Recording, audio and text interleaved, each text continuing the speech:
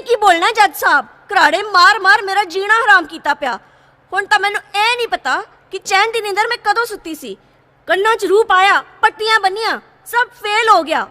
इन्नी उच्ची आवाज आंदी जज साहब, मेरे घर च तां डंगर भी सौ नहीं पाउंदे। हर हद पार हो गई। मेरा इस तो पीछा छुड़ा जज साहब। ਤੁਹਾਡੀ ਵੀ ਕੋਈ ਪ੍ਰੋਬਲਮ ਸੀ? हुण बोलदा क्यों नहीं?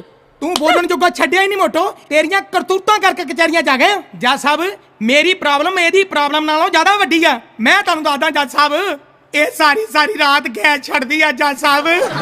मैं हज़ारां दे इत्र बैड ते छिड़काउंदा है ते एदी टके दी छड्डी गैस मेरे हज़ारां दे छिड़काए इत्रां ते भारी पै जांदी है। मैं कहा जज साहब मेरी बेनती आ, जे इहने गैस ही छड्डनी है ते LPG छड्डे, बंदा 2-4 सिलेंडर ही भरा लैंदा।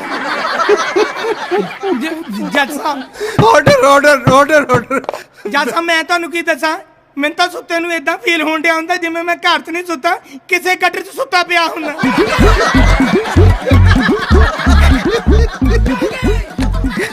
जज साहब हुण मेरी एक गल होर सुणियो।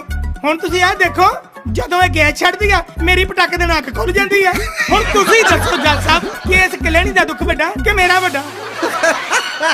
ना तेनू शर्म नहीं आउंदी? तू आप दी जनानी नूं ऐ बोलदा है? तेरे करके मैनू कचहरी च खड़ना पैंदा है। तेरे करके आया मोटो, तेरे करके तैनू मैं दसां। चुप कर। तैनू मैं दसूं चंगी चुप तरह। कर, मुंह बंद।